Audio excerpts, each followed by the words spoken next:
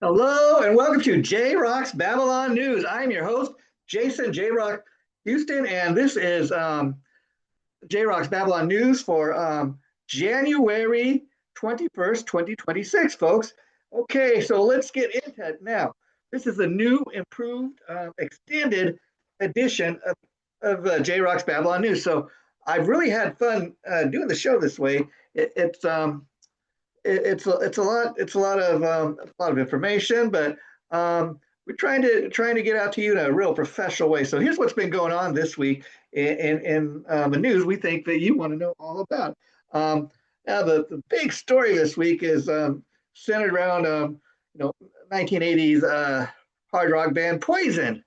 Okay, so what is going on with Poison? Okay, as you probably already know, Poison drummer Ricky Rocket reported this week that Poison's 2026 tour to celebrate the 40th anniversary of the band's debut album, Look What the Cat Dragged In, will not be happening because frontman Bret Michaels demanded apparently to get 6 times more the pay than the other three members of the band.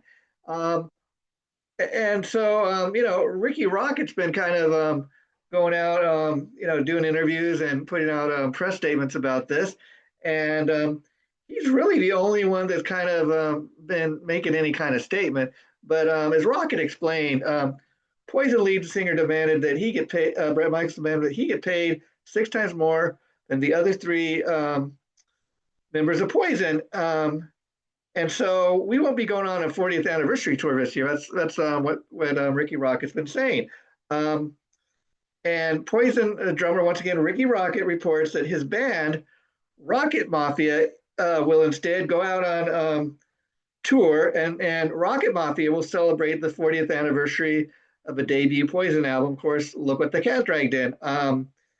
And and what's going to be neat, that's never, even Poison has never done, Ricky reports, is his band Rocket Mafia will be going on tour this summer instead, and they will be performing the album Look What the Cat Dragged In its entirety. So that's something fun that fans are going to get a chance to see.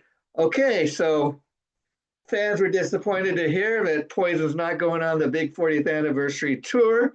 It's a letdown, it's a disappointment, but there's also other things going around this news story. So, of course, Bret Michaels is a very successful solo artist in his own right, and he regularly goes out with the Bret Michaels band, and of course, and when he does that, believe it or not, he makes a lot more money going out as a solo artist than he does with Poison. Now, Poison makes pretty good money when they go out and tour every couple of years, but when he goes out and does Poison, Bret has to split the money with, Cece and Ricky and Bobby. And usually, I guess it's been split more on an even keel. That's the way they've typically done it. But I don't know why Bret is kind of demanding he gets more money than other members of the band. I mean, there's some that will say, again, because he can go out as a solo artist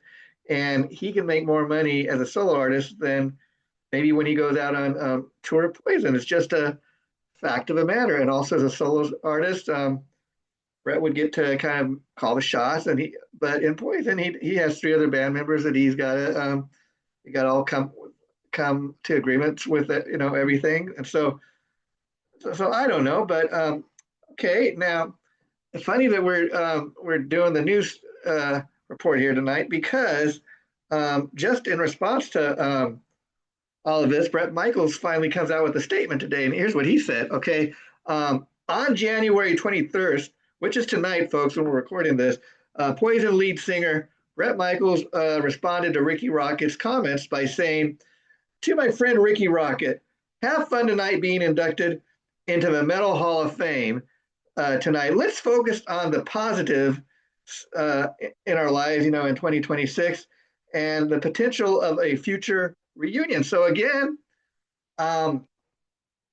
Bret's saying, maybe not this summer, but let's try to get along, and maybe in the future, Poison will get back together. And so myself included, I think many Poison fans were kind of delighted at Brett's response because although we're all disappointed the Poison's not going out doing their 40th anniversary tour this year, at least, Bret Michaels with his response uh, gave fans kind of something to hope for in the future, and that's always good. He never, in his statement, he doesn't say anything about that he has any animosity towards Ricky Rocket or any of the other guys. He never makes any kind of statement. He never says anything to the effect of, I'm never going to tour with Poison again. Nothing like that. Now, and when one of the previous interviews Ricky Rocket recently did, somebody asked him, hey, okay, so Ricky, since you and Bobby and CC all want to go out and do this 40th anniversary tour for Poison, Brett's the only one that doesn't want to do it. So if you guys ever even discuss the possibility of getting, replacing Bret Michaels in Poison? And Ricky said, this is what he said. He said, well, it's not that it can't be done or something we would never consider, but let's be honest. He said, it's like having surgery. You'd only do something like that as a last resort. And I think Ricky is very much right there because I mean, they could get somebody that could do a decent job, but come on, Bret Michaels, I think, is one of those guys you just cannot cannot replace in a band like Poison. I mean, the only one that was really ever out of Poison for even a couple years is CC in the mid '90s. He left for a couple of years, and they brought in both Richie Kotzen and Blue Saraceno, and so it's always ever since CZ's return to the band, it's pretty much they've been the principal core members of Poison, and so to try to even toy with the idea of trying to replace Bret Michaels, I think is a fool's dream, a fool's paradise, because maybe they could get somebody, but I mean, believe me, if the guys eventually reunited and made up with CC because even they had some other guys come in and fill in, but the band didn't feel it and the fans weren't feeling it. It just wasn't the same band without the original four. And what people might say, CC Bill's not an original member of Poison, but come on, he's played on all the albums. He's been a songwriter in the band all these years. He wrote many of the big Poison hits, so he was very much involved with the songwriting along with Bret. So I think it's very smart that these guys try to work their differences out. And what Bret Michaels said today, that's very cool that he's congratulating Ricky on getting inducted into the Metal Hall of Fame tonight. It's another event taking place tonight, and maybe in our next news report we'll report on how that went today. There's other people as well as Ricky are being honored at the Metal Hall of Fame, and so there's still hope, folks, for a Poison reunion. I mean, that's what Bret said, and I think we should leave it there. And I love Bret's attitude as far as saying, hey, Ricky, let's keep it positive. Let's keep let's keep 2026. Let's think about what's positive, and let's at a later date we'll talk about a future reunion. So that's all the Poison drama that's been going on, and Poison hasn't released like any new music in several years, but they became one of those bands that they're able to kind of live off their catalog music that they do have. Poison is one of those bands. I mean, back in 2022, they did the stadium tour with Def Leppard and Motley Crue, and that was one of the top grossing tours that year. And I remember at the time,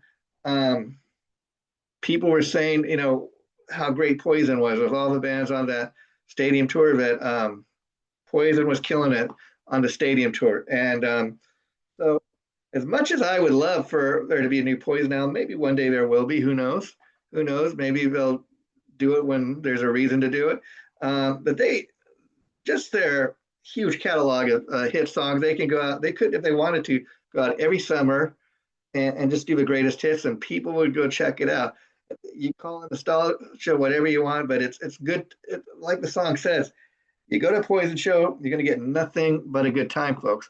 That's why, even though Poison hasn't played out live since the stadium tour, in 2022, I believe it was. Um, Fans were really hoping for that this summer. I guess they're not going to get it, but you know what I'll say?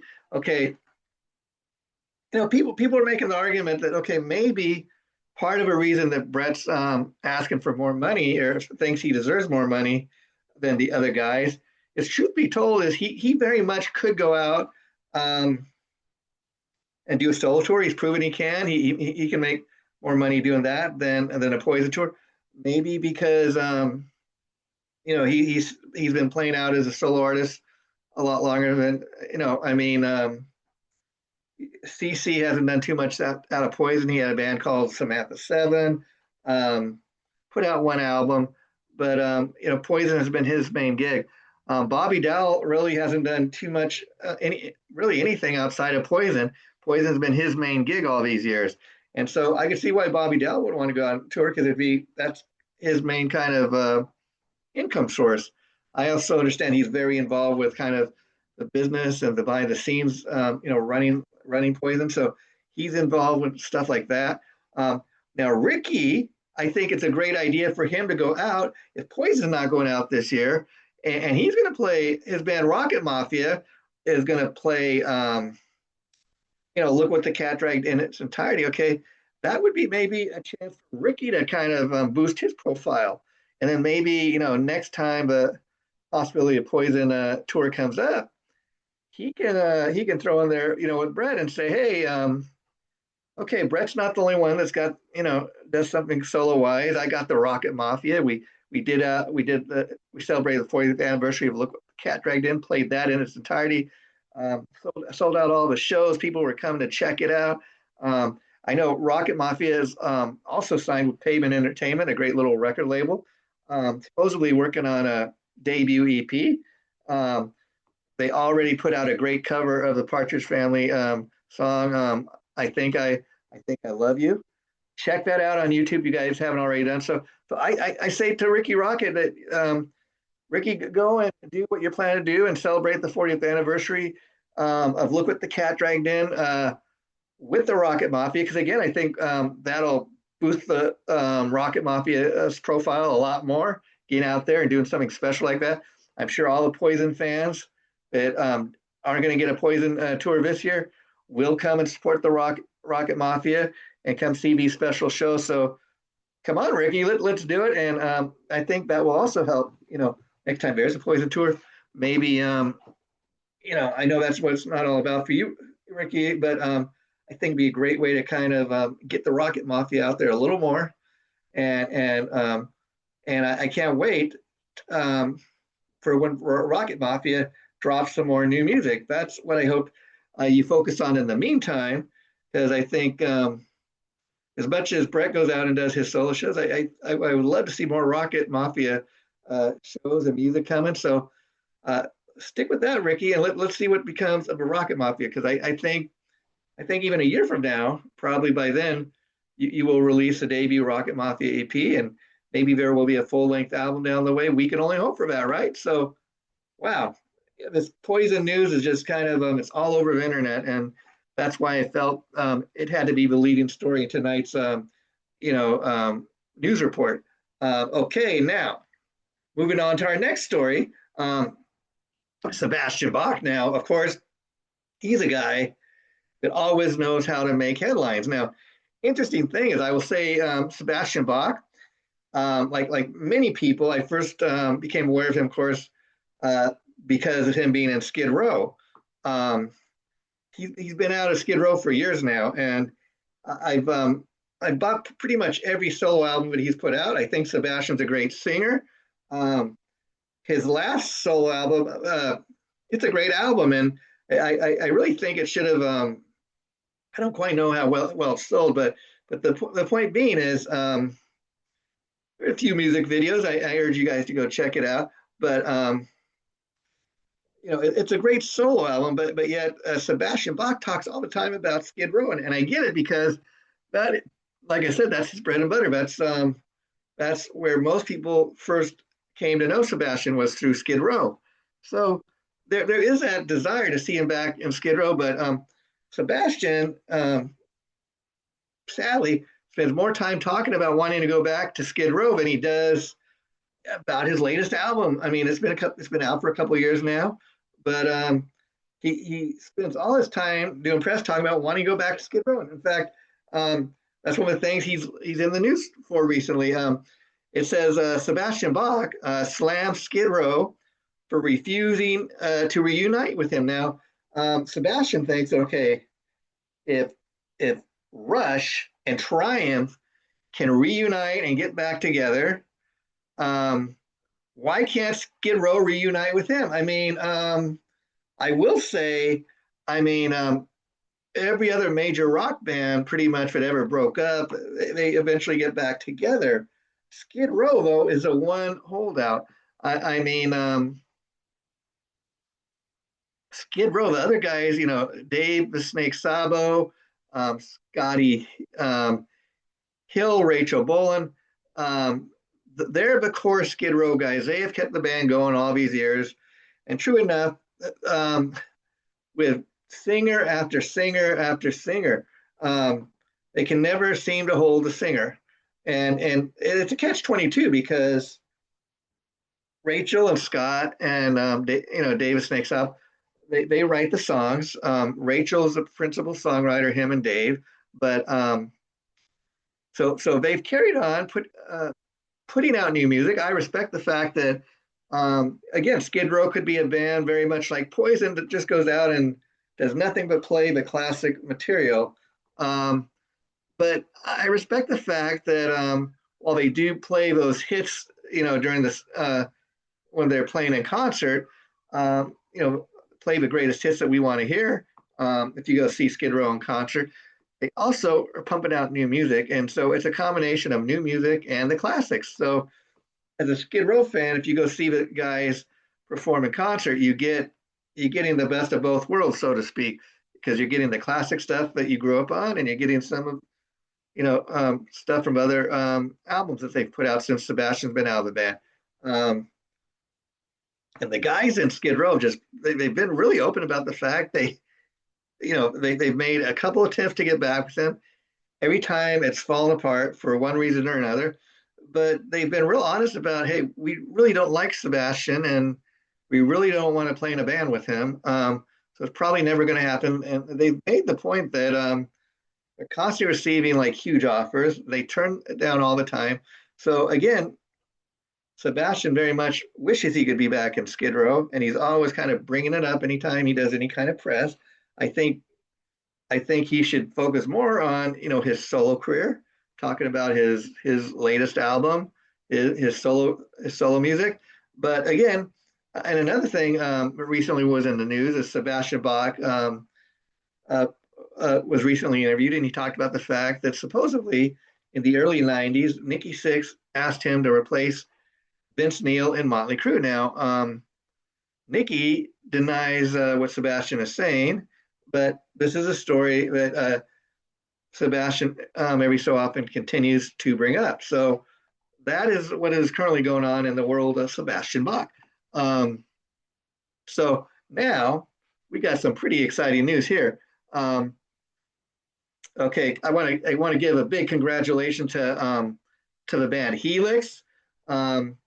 My good friend Brian Valmer, who's the lead singer of Helix, principal songwriter. He's been the band's mainstay all these years. But and also, okay, Tom Mathers and Paris Records. What am I congratulating these guys on? Well, Tom Mathers, the president and CEO of Paris Records, he sent me a little press release on the fact that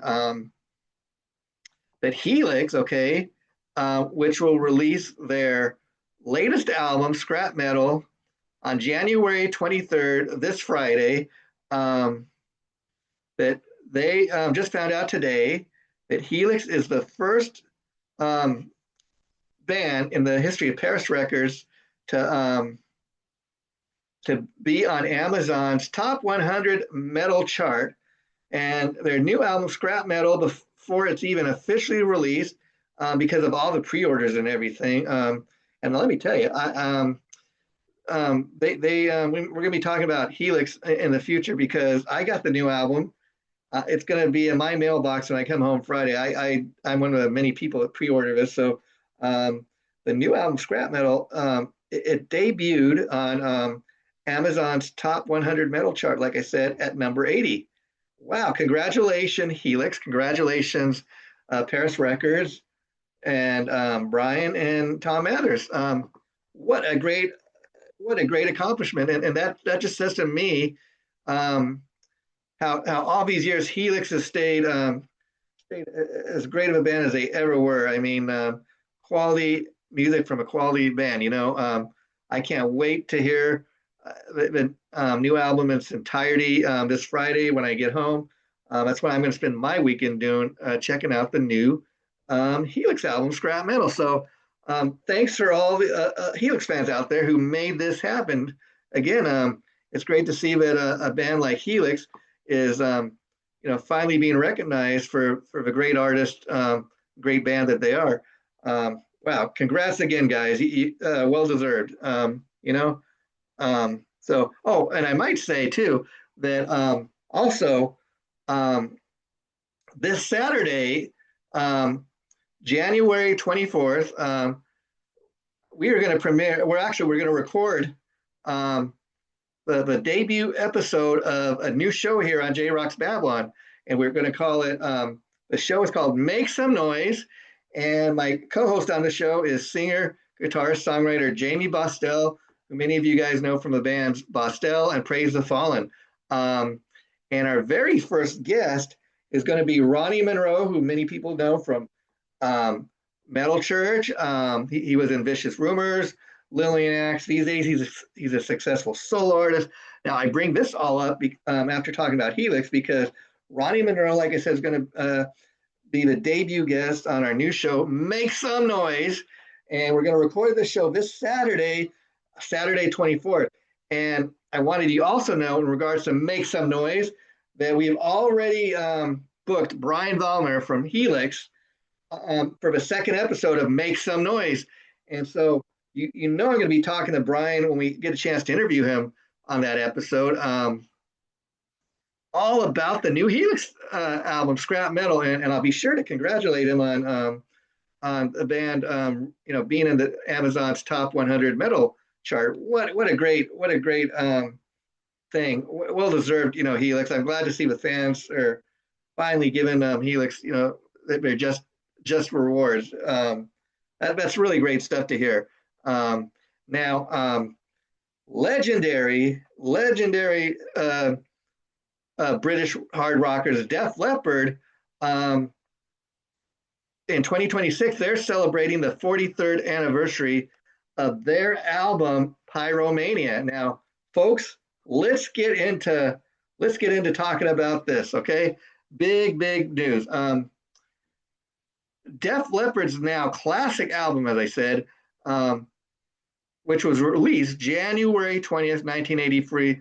Pyromania, I'm talking about, folks, celebrates its 43rd anniversary this year. Now, does that make you guys feel old or what? I know it does me, but Pyromania, okay, folks, had a more polished, commercial, slicker sound than the first two Def Leppard albums. Now, anybody that's ever heard High and Dry or those first two Def Leppard albums were a lot closer to a metal sound. In fact, talking about Def Leppard initially came out of the new wave, the British heavy metal scene, along with bands like Saxon and Iron Maiden. So when the first two Def Leppard albums came out, there's much more of a metal sound. And now they got with producer Mutt Lange, and he was a real perfectionist, and so he was really responsible for a more commercial kind of popular sound that's featured throughout Pyromania. And so there was a real shift in sound there. And like I said, the shift in the band's sound had a lot to do with Mutt Lange. The album, get this, peaked at number 2 on the Billboard charts for 2 weeks.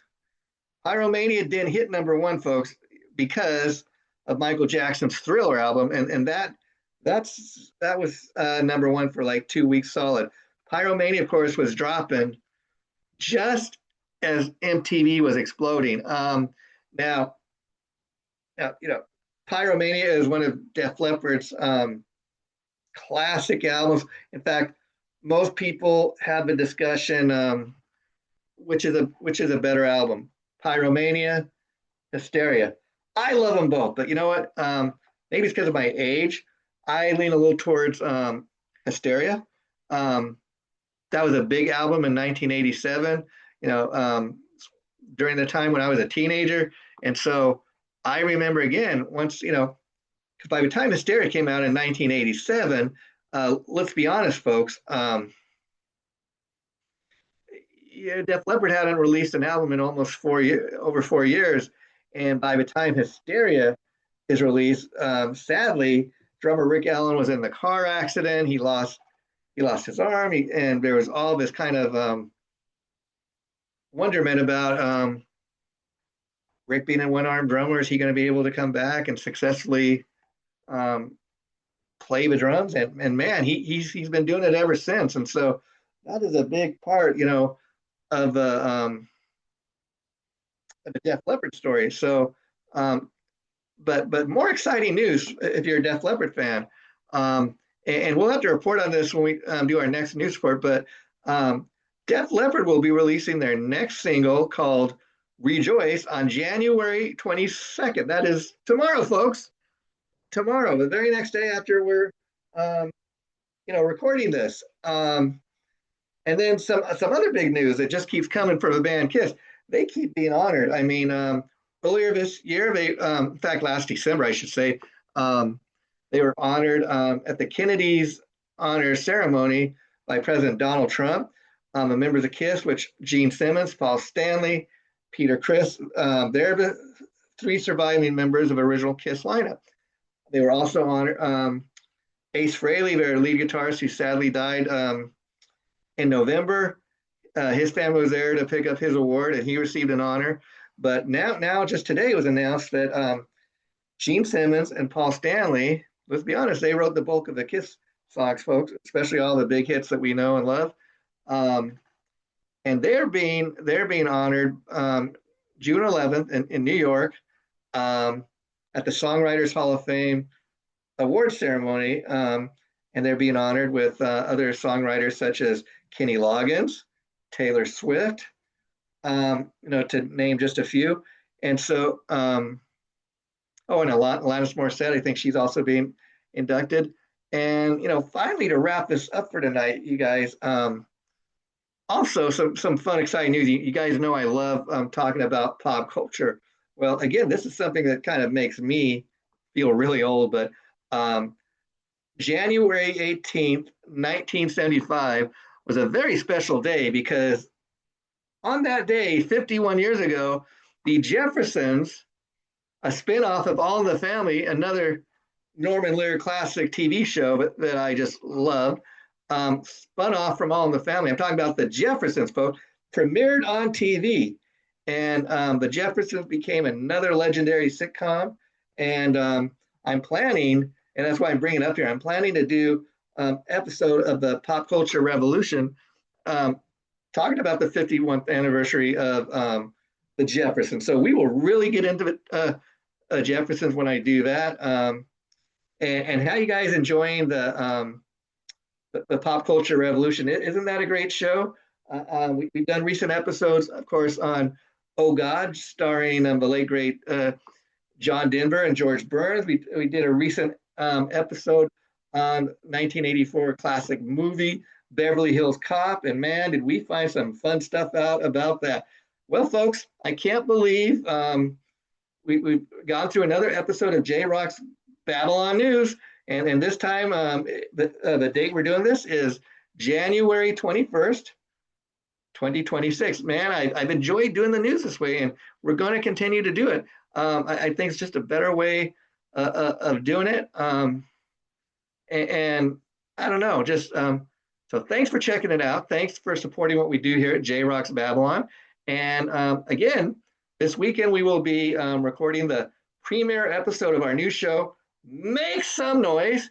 And that our guest for that show will be the legendary metal singer Ronnie Monroe. He's been in many bands, but he's a solo artist now. So we're going to be talking all about that. And that episode will be recorded this Saturday, January 24th, and it's going to premiere on Tuesday, the 27th of January. So there will be notices when it's going to go up. I'm not sure exactly on the time when it will premiere, but keep looking at JRock's Babylon, and you will be told about all of these important dates. Thanks for checking it out. As usual, I'm your host, Jason J. Rock Houston. Thanks for checking this out. Love doing it. Bye for now.